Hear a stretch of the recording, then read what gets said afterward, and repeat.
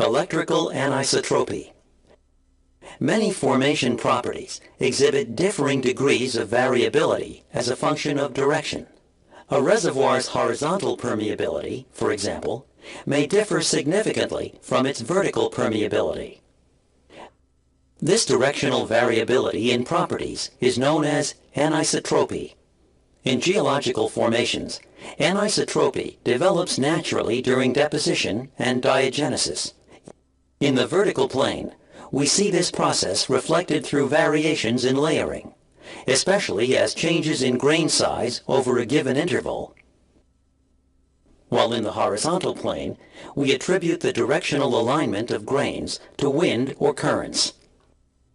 Similar variations in resistivity have been observed in electrical logs, where distinct differences between horizontal and vertical resistivity measurements take place in a process called electrical anisotropy.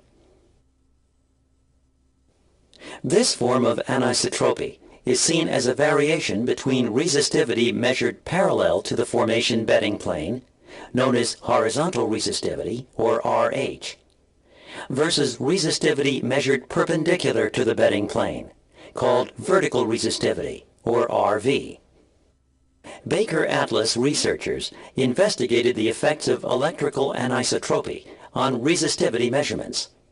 Responses in a laminated sand shale interval were modeled by measuring horizontal and vertical resistivities in a 1 ohm meter shale and in 2 laminar sands having resistivities of 5 ohm meters and 10 ohm meters. They found that a laminar shale volume of 50% could suppress the horizontal resistivity in the 10 ohm meter sand down to 1.8 ohm meters.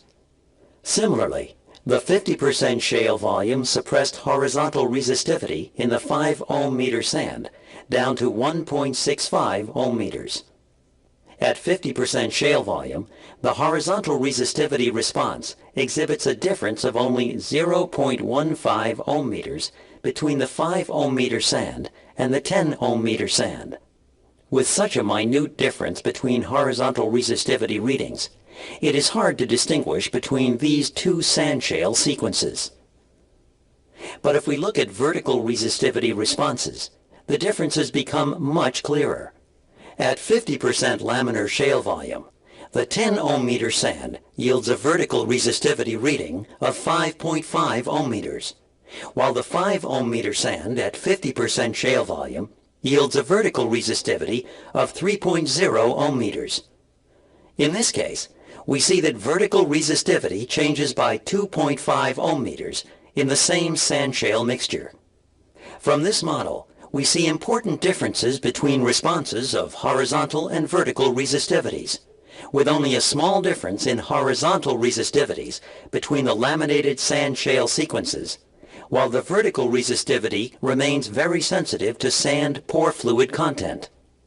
We can use this knowledge of resistivity anisotropy to provide better estimates of hydrocarbon saturation, especially in thin-bedded or laminated sand shale sequences, where horizontal resistivity is governed by highly conductive shales that suppress the current flowing parallel to the shale beds. For information about logging tools that measure horizontal and vertical resistivity, consult the IPIM's discussion on low resistivity pay evaluation entitled Advances in Logging.